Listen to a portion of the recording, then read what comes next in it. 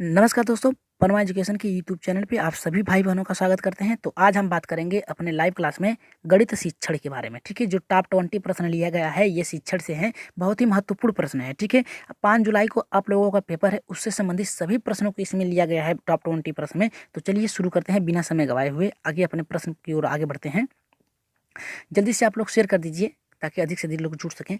तो आज आप लोगों का टारगेट वही रहेगा जो हर बार रहता है, 20 में से 18 प्लस प्रश्न रहेंगे। ठीक है, और जिन भाई बहनों ने अभी तक हमारे चैनल को सब्सक्राइब नहीं किया तो जल्दी से सब्सक्राइब कर दीजिए, लाइक कर दीजिए और शेयर कर दीजिए। ठीक है, जल्दी से शेयर कर दीजिए ताकि अधिक से अधिक लोग हमारे चैनल से जुड़ सकें। ठीक है, तो चलिए बात करते हैं अपने पहले प्रश्न की ओर। देखते हैं क्या कह रहा है कि निम्नलिखित में से कौन सी एक गणितीय प्रक्रिया नहीं है। यहाँ पे गणितीय प्रक्रिया की बात कर रहा है। ठीक है, न कि गणितीय की बात कर रहा है। ठीक है, यहाँ पे प्रक्रिया यानी उससे संबंधित नहीं है। ठीक है, पहला कह रहा है कि मानस दर्शन, दूसरा कह रहा है कि रटना, तीसरा कह रहा है कि आकलन, चौथा कह रहा है कि मापन। तो जल्दी से बताइए पहले का आंसर क्या होगा।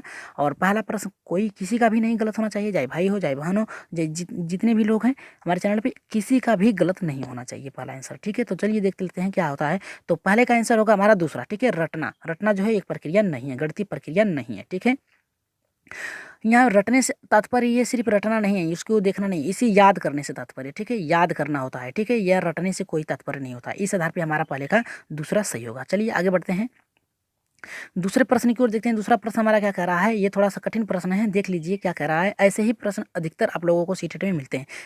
दूसरा कह रहा है कि निम्नलिखित में से कौन आगमन विधि का सही क्रम है। आगमन विधि का सही क्रम क्या होता है। आगमन विधि जो होता है ये उदाहरण होता है। ठीक है, उदाहरण से लिया होता है। ठीक है, अब आप लोग बताइए कि आगमन विधि का सही क्रम क्या है। पहला कह रहा है सामान्यीकरण, दूसरा अवलोकन, तीसरा कह रहा है उदाहरण से प्रस्तुतिकरण की तरफ, चौथा कह रहा है कि परीक्षण एवं जांच। तो जल्दी से बताइए इसका आंसर क्या होगा। पहला होगा 1 2 3 4 एकदम सही क्रम है, या फिर 1 2 1 3 2 4 है, या फिर कह रहा है कि 3 2 1 4 है, और या फिर कह रहा है कि 3 4 2 1 है। तो जल्दी से बताइए दूसरे के आंसर क्या है। थोड़ा कठिन है लेकिन आप लोग एकदम सही से बताइए कि होगा क्या। ठीक है, तो दूसरे का आंसर क्या होगा हमारा। दूसरे का आंसर होगा तीसरा। ठीक है, पहले उदाहरण देखिए, यहाँ पे आगमन विधि क्या है तो पहले उदाहरण होगा।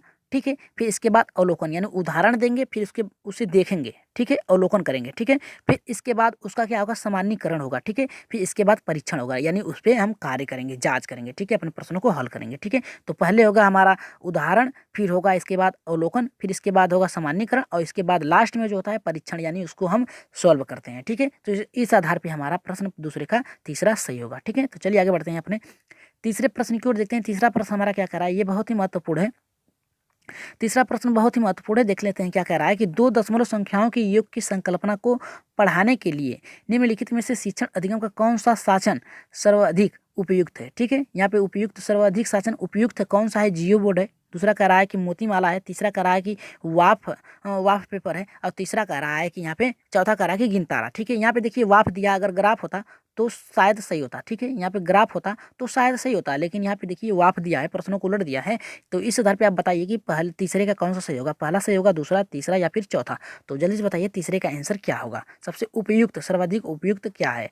जियो बोर्ड है, मोतीमाला है, या फिर वाफ पेपर है, या फिर गिनतारा। तो जल्दी से बताइए तीसरे का आंसर होगा हमारा क्या।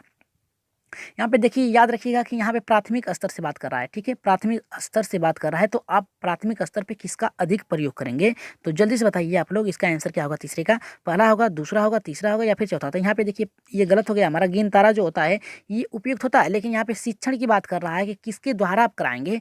ठीक है, तो ये भी हमारा गलत हो गया। लेकिन यहाँ पे देखिए जियो बोर्ड का जो प्रयोग होता है ये उच्च कक्षाओं में होता है। ठीक है, जियो बोर्ड जो होता है आपके चार्ट होता है, उस पर तिलियाँ लगी होती हैं। ठीक है, उसमें रबड़ नुमा उसे बनाया जाता है। ठीक है, और यहाँ पे देखिए कह रहा है कि मोतीमाला, मोतीमाला का प्रयोग करके बालकों को हम दशमलव के दो संख्याओं के योग को, संकल्पना को पढ़ा सकते हैं। ठीक है, इस आधार पे हमारा तीसरे का दूसरा सही होगा। ठीक है, तो चलिए आगे बढ़ते हैं अपने चौथे प्रश्न की ओर देखते हैं। चौथा प्रश्न हमारा क्या कह रहा है। चौथा प्रश्न ये कह रहा है कि प्राथमिक स्तर पर गणित के पाठ्य पुस्तकों की सबसे महत्वपूर्ण विशेषता निम्नलिखित में से कौन से। यहाँ पे प्राथमिक स्तर की बात कर रहा है, याद रखिएगा प्राथमिक स्तर पर गणित पाठ्य पुस्तकों की बात कर रहा है। यहाँ पे गणित के पाठ्य पुस्तकों की सबसे महत्वपूर्ण विशेषता के बारे में बात कर रहा है। तो पहला कह रहा है यहाँ पे संकल्पनाओं का उच्चतर कक्षाओं में संबंध जोड़ा जाना चाहिए।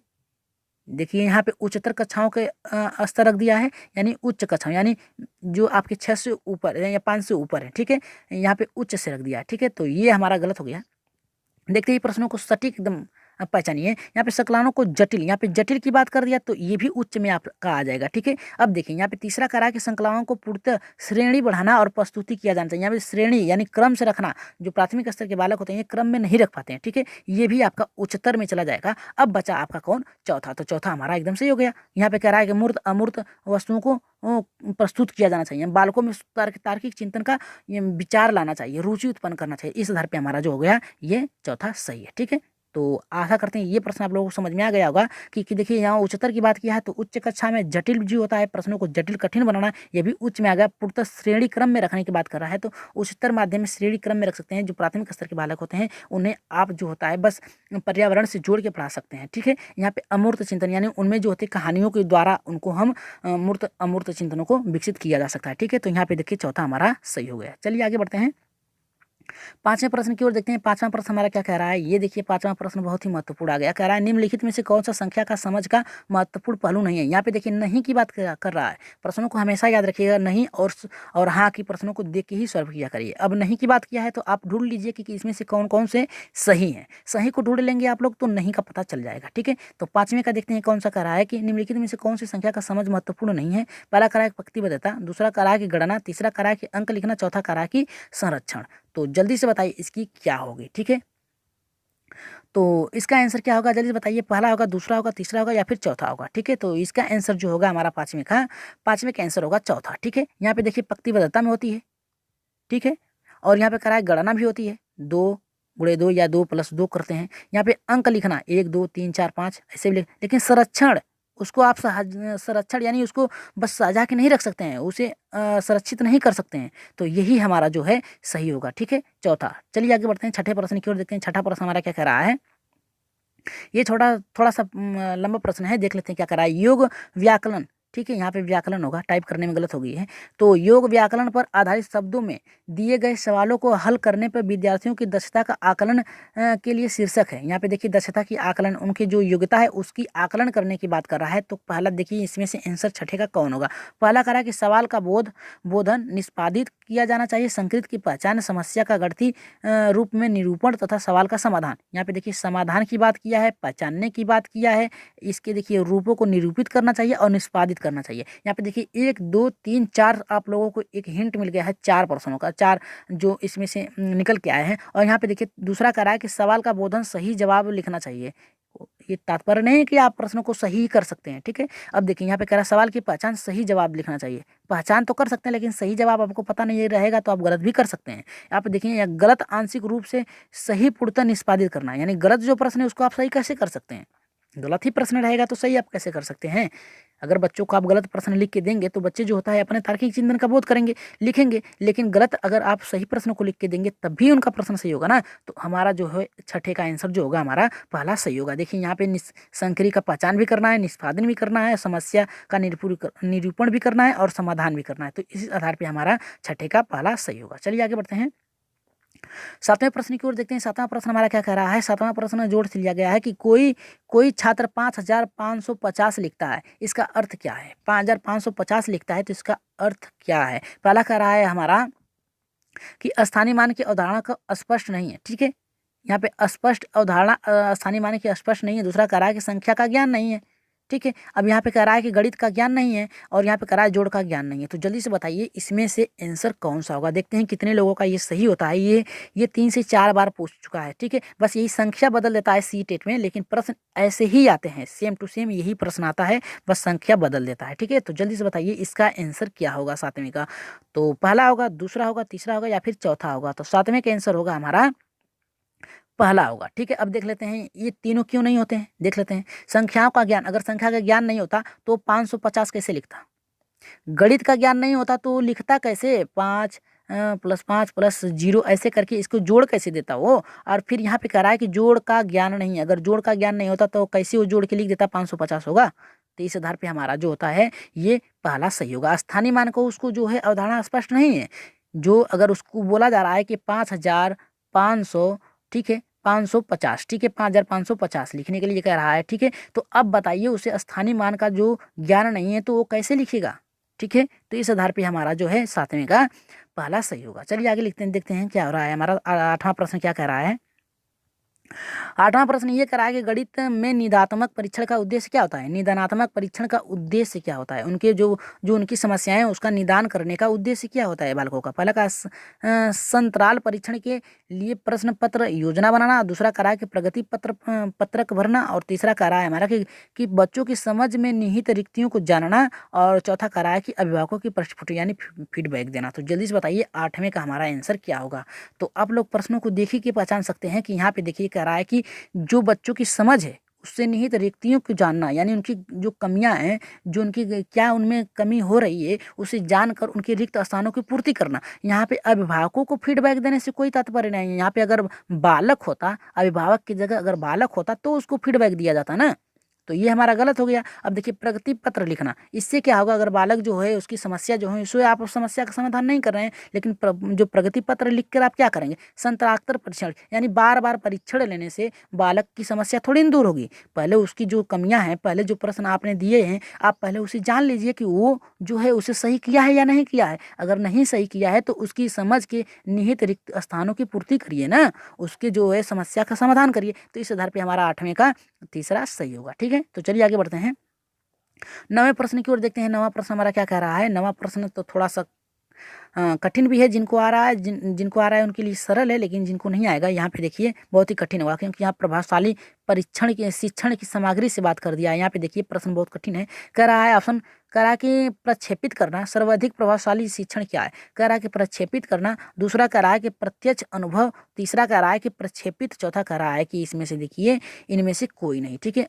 प्रक्षेपित की बात कर रहा है, प्रत्यक्ष अनुभव की बात कर रहा है, और प्रक्षेपित की बात कर रहा है। तो जल्दी से बताइए 9वें का आंसर हमारा क्या होगा। पहला होगा, दूसरा होगा, तीसरा होगा, या फिर चौथा होगा। तो जल्दी से बताइए इसका आंसर क्या होगा हमारा। तो 9वें का आंसर जल्दी से बताइए कमेंट बॉक्स में। सभी लोग कमेंट करिए, एक बार जल्दी से कमेंट करिए, सभी लोग कमेंट करिए जल्दी से, एक बार जल्दी से कमेंट करिए सभी लोग। तो इसका आंसर जो होगा हमारा 9वें का जो होगा दूसरा, प्रत्यक्ष अनुभव। ठीक है, यहाँ पे देखिए प्रभावशाली शिक्षण क्या होती है। अगर बालक जो है आपके समझ है, उसकी जो कठिनाइयाँ हैं, अगर आप घर पे बैठे हैं या फिर आप ऑफिस में बैठे हैं, बालक जो है एक क्लास में बैठा है, उसकी जो कमियाँ हैं उसको आप बता के चले गए, प्रश्नों को बता के चले गए कि 2+2+2 = 6 होता है। लेकिन अगर बालक को नहीं आ रहा है कि 6 आया कैसे, बस आपने बस उसको दो दो दो करके आपने 6 लिख दिया। ठीक है, प्लस करके 6 लिख दिया, लेकिन उसको ये नहीं समझ में आया कि आपने किया कैसे। यानी प्रत्यक्ष अनुभव जब आप उसके समझ से उपस्थित रहेंगे तो आप कहेंगे कि पहले 2 को 2 बार जोड़ा, फिर 2 को 2 बार जोड़ा, तो हमारा क्या हुआ, 6 आया। 2+2+2 यानी 6। तो बालक को जो होता है उससे उसकी रुचि बढ़ जाती है ज्ञान में, और वो सीख लेता है। ठीक है, तो प्रत्यक्ष जो होता है, प्रत्यक्ष अनुभव के द्वारा बालक की जो होती है प्रभावशाली शिक्षण की बनाया जा सकता है। ठीक है, तो 9वें का आंसर होगा हमारा दूसरा। चलिए आगे बढ़ते हैं 10वें प्रश्न की ओर देखते हैं। 10वां प्रश्न हमारा क्या कह रहा है। 10वां प्रश्न ये कह रहा है हमारा कि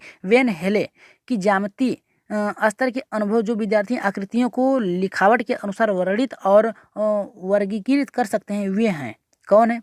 प्रथम स्तर, स्तर प्रथम विश्लेषण, दूसरा कह रहा है कि स्तर 2 अनौपचारिक निगमन, और तीसरा कह रहा है कि स्तर 0 मानसिक चित्रण, और चौथा कह रहा है कि स्तर 3 मानसिक चित्रण। तो जल्दी से बताइए इसका आंसर क्या होगा। यहाँ पे स्तर 1 की बात किया है, 2 की बात किया है, 0 की बात किया है, और 3 की बात किया है। तो 10वें का आंसर जल्दी से बताइए कि क्या होगा हमारा। ठीक है, वर्गीकृत वर्णों वर्णित और वर्गीकृत किया जा सकता है। तो इसका आंसर होगा हमारा तीसरा। ठीक है, स्तर 0 से मानसिक चित्र, इसे स्क्रीनशॉट ले लीजिए क्योंकि ये आ सकता है प्रश्नों में। ठीक है, तो चलिए आगे बढ़ते हैं 11वें प्रश्न की ओर देखते हैं। 11वां प्रश्न क्या कह रहा है हमारा।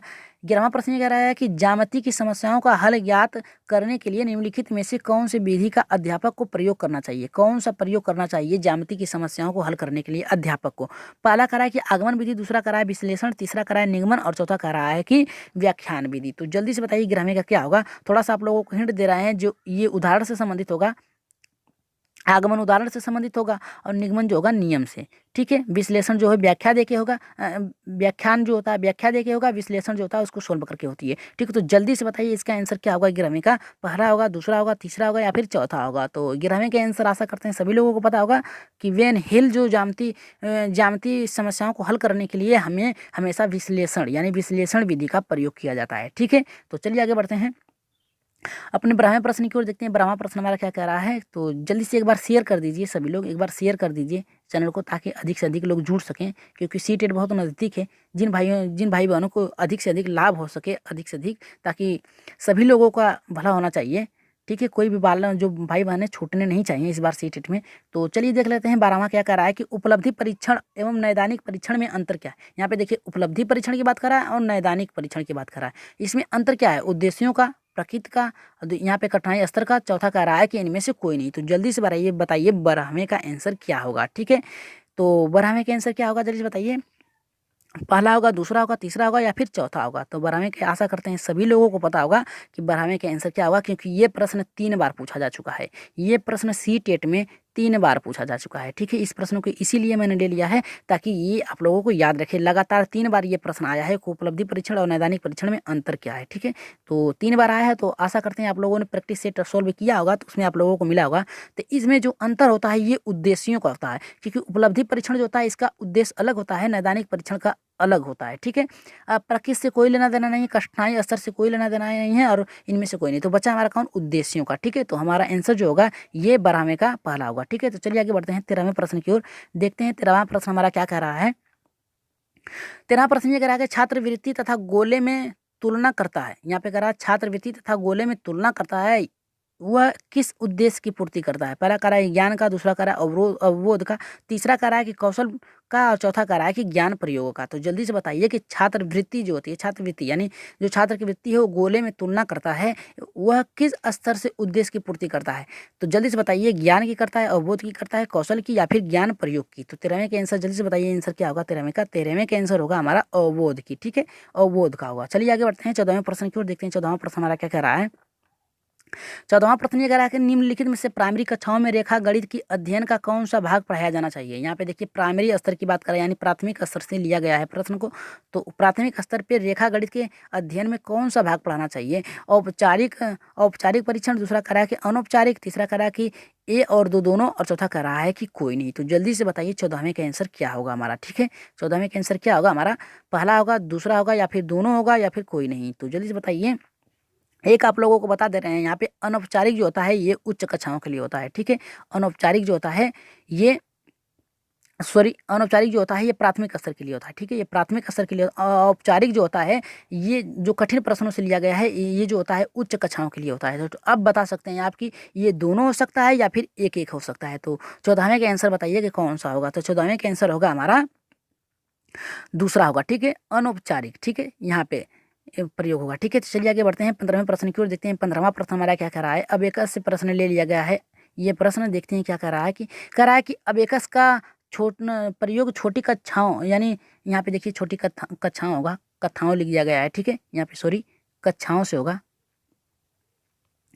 यहाँ पे दिया है कि जो अबेकस का प्रयोग छोटी कक्षाओं में किस शिक्षण के लिए किया जाता है? तो पहला कह रहा है कि गिनती सिखाने के लिए, दूसरा कह रहा है कि बोलने सिखाने के लिए, और तीसरा कह रहा है कि लिखना सिखाने के लिए, चौथा कह रहा है कि हस्तलेखन सिखाने के लिए। तो जल्दी से बताइए 15वें का आंसर क्या होगा, ठीक है। तो यहाँ पे देखिए यहाँ पे थोड़ी सी गलती हो गई, यहाँ पे कक्षा होगी, ठीक है, यहाँ पे कक्षा होगी, तो आप लोग जान लीजिएगा कक्षा से है।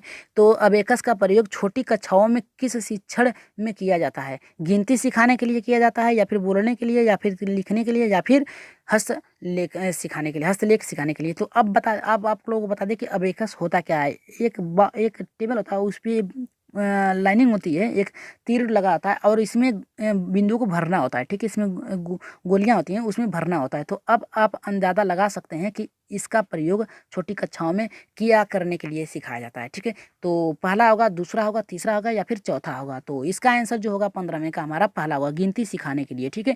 ये देखिए चार्ट बोर्ड है, इस पर एक बना होता है, इसमें एक लकड़ी का होता है, और इसमें लंबी लंबी एक तीर लगी होती हैं, और वो सीधी होती हैं, और उसी में जो होता है बॉल नुमा होता है, छोटा छोटा गुड़िया होती हैं, उसी को उसमें भरा जाता है, ठीक है। क्यों भरा जाता है? कि बच्चों जो है एक एक लाइन में एक एक गुड़िया जो है भरते जाएं और सीखते जाएं, गिनते जाएं, ठीक है। तो हमारा पहला सही होगा, ठीक है। तो चलिए आगे बढ़ते हैं 16वें प्रश्न की ओर। देखते हैं 16वां प्रश्न हमारा क्या कह रहा है। थोड़ा सा कठिन है, देख लेते हैं क्या कह रहा है कि निम्नलिखित में से कौन सा युक्त अंत वाला प्रश्न है, ठीक है। मुक्त अंत वाली की बात कर रहा है, कि मुक्त अंत वाली प्रश्नों की बात कर रहा है, ठीक है। तो अब देखिए यहाँ पे क्या कह रहा है कि 2/7 से 7 ज्यादा है क्या, ठीक है। अब दूसरा कह रहा है कि 28, 71, 19 और 8 और 7 को अवरोही क्रम में लिखिए, ठीक है। और तीसरा कह रहा है कि कौन सा बड़ा बड़ा 1/3 है या फिर 7/5 है। और यहाँ पे कह रहा है कि 2.7 से बड़ी कोई 4 संख्याएं लिखिए। तो जल्दी से बताइए 16वें का आंसर क्या होगा। ठीक है, मुक्त अंत वाले प्रश्नों का तात्पर्य ये होगा या कि जो मुक्त अंत वाले प्रश्न होते पूछे जाते हैं बालकों से, वो अपने अनुसार उत्तर देते हैं। ठीक है, एक बंद वाला होता है, बंद वाला जो होता है, बंद अंत वाला जो प्रश्न होता है, इसमें अगर आपको पूछ दिया जाए कि उत्तर प्रदेश की राजधानी कहाँ है, ठीक है, तो वो कहेगा बालक अपने अनुसार बताए, जो मुक्त अंत अनुसार बताएगा। ठीक है, लेकिन अगर पूछ दिया जाए कि आप बताइए कि 2+2 ऐसी दो संख्या लिखिए जिसका जोड़ हो, जिसका योग 4 हो। ठीक है, तो वो कह सकता है 1+3, या फिर कह सकता है 2+2। ठीक है, या फिर कह सकता है 4+0 = 4। ठीक है, तो वो जो होता है मुक्त अंत वाला प्रश्न होता है। ठीक है, अब आप बताइए 16वें का आंसर क्या होगा। पहला होगा, दूसरा होगा, तीसरा होगा या फिर चौथा होगा। तो इसका आंसर होगा हमारा, मुक्त अंश वाला प्रश्न पूछ रहा है तो 16वें का आंसर होगा हमारा चौथा। ठीक है, चौथा होगा, क्योंकि बालक जो होता है यहाँ पे 2.7 से बड़ी कोई 4, यानी बड़ी पूछ रहा है तो कुछ भी लिख सकता है वो। ठीक है, अपने अनुसार लिख सकता है। ठीक है, तो आंसर होगा हमारा चौथा। ठीक है, तो चलिए आगे बढ़ते हैं 17वें प्रश्न की ओर देखते हैं। 17वां प्रश्न क्या कह रहा है, इसका आंसर सभी लोग कमेंट बॉक्स में दीजिए। कमेंट बॉक्स में सभी लोग कमेंट करिए। ठीक है, तो देखते हैं ये क्या कह रहा है कि गणित की भाषा का अंग है। गणित की भाषा का अंग क्या है, संकेत है। दूसरा कह रहा है संख्या संचाक संख्याक चर। दूसरा कह रहा है सूत्र। तीसरा कह रहा है ये सभी। तो जल्दी से बताइए चौथे का आंसर क्या होगा, 17वें का आंसर क्या होगा हमारा। पहला होगा, दूसरा होगा, तीसरा होगा या फिर चौथा होगा। तो कौन से ऑप्शन पे आप जा रहे हैं। 17वें का आंसर सभी लोग बताइए कि गणित की जो भाषा का अंग होता है क्या होता है। पहला होता है, दूसरा, तीसरा या फिर चौथा, संकेत, संख्या, सूत्र या फिर सभी। तो इसका आंसर होगा हमारा सभी होता है। ठीक है, जो गणित की भाषा का अंग होता है सभी। संकेत के माध्यम से भी गणित सिखाया जा सकता है। संख्या 4 के द्वारा भी सिखाया जा सकता है। सूत्र के द्वारा तो सिखाया जाता है। इस आधार पे हमारा चौथा सही होगा। ठीक है, चलिए 18वें प्रश्न की ओर आगे बढ़ते हैं। देखते हैं 18वां प्रश्न हमारा क्या कह रहा है। कह रहा है 18वां प्रश्न कि किस प्रकार के मूल्यांकन का मुख्य अभिप्राय विद्यार्थियों की फीडबैक देना है। यहाँ पे फीडबैक देने की बात कर रहा है, बालकों को प्रोत्साहन देने की बात कर रहा है। ठीक है, फीडबैक की। तो बताइए रचनात्मक मूल्यांकन के लिए होता है, निदानात्मक मूल्यांकन के द्वारा होता है, सारांशात्मक मूल्यांकन के लिए, या फिर भाषात्मक मूल्यांकन के लिए होता है। तो ठीक है, जल्दी से बताइए 18वें का आंसर क्या होगा। किसके द्वारा बालकों को जो है फीडबैक दिया जा सकता है, पहले के द्वारा, दूसरे के द्वारा, तीसरे या फिर चौथा। तो 18वें का आंसर आशा करते हैं सभी लोगों को पता होगा। 18वें का आंसर जो होगा हमारा पहला होगा। ठीक है, रचनात्मक मूल्यांकन के द्वारा बालकों को, यानी वो खुद से अपना प्रयोग करें, खुद से अपने अपने द्वारा बनाए रचनों का ज्ञान निर्माण करें। और उसमें जो होता है शिक्षक जो होता है बालकों को प्रोत्साहन करे कि हाँ बहुत अच्छे कर रहे हैं आप, और भी अच्छे कर सकते हैं। तो रचनात्मक कार्य यानी यहाँ पे उनके तार्किक से होगा। ठीक है, तार्किक से होगा, तार्किक चिंतन से होगा बालक के। ठीक है, तो चलिए आगे बढ़ते हैं 19वें प्रश्न की ओर देखते हैं। 19वां प्रश्न क्या कह रहा है। 19वां प्रश्न ये कह रहा है हमारा कि जो राष्ट्रीय पाठचर्या के रूपरेखा 2005 में उल्लेखित गणित की लंबी आकृति संकेत करती है। गणित की लंबी आकृति क्या संकेत करती है राष्ट्रीय पाठचर्या रूपरेखा 2005 के अनुसार। पहला कह रहा है चुनौतीपूर्ण समस्याओं को हल करना। दूसरा कह रहा है कि गणित के खेलों का सृजन करना।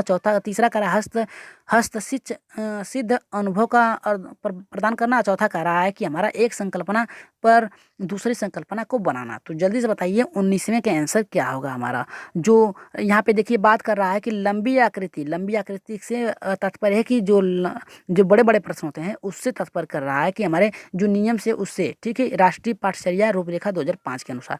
पहला सही होगा, दूसरा सही होगा, तीसरा या फिर चौथा। तो इसका आंसर होगा हमारा 19वें का चौथा होगा, एक संकल्पना पर दूसरी संकल्पना बनाना। ठीक है, आप एक सूत्र अगर बालक को बता रहे हैं, ठीक है, अगर एक सूत्र आप बता रहे हैं तो वो बालक जो होता है दूसरे सूत्र का निर्माण कर सकता है। ठीक है, तो इस आधार पे हमारा चौथा सही होगा। ठीक है, तो चलिए आगे बढ़ते हैं अपने 20वें प्रश्न की ओर। देखते हैं 20वां प्रश्न कितने लोगों का सही होता है, और इसका आंसर आप ही लोगों को देना है। हर बार की तरह इस बार भी आप लोगों के लिए ये एक प्रश्न लास्ट में छोड़ा जाता है, और इसका आंसर आप लोग कमेंट बॉक्स में दीजिए, और सभी लोग कमेंट बॉक्स में इसका आंसर दीजिए। ठीक है, आप लोग क्या होता है कि 20वां देखते हैं और आंसर इसी चैट बॉक्स में दे के चले जाते हैं, लेकिन इसका आंसर जो है आप लोग क्लास जो कमेंट बॉक्स है उसमें भी दीजिए। ठीक है, कह रहा है हमारा कि प्रिया गणित प्रश्न करने में निपुण जो प्रिया है गणित प्रश्न करने में निपुण, उसमें किस प्रकार की जो बौद्धिकता है अधिकता है। ठीक है, उसमें जो बौद्धिकता की क्षमता है किस प्रकार की है। पहला कह रहा है कि भाषीय,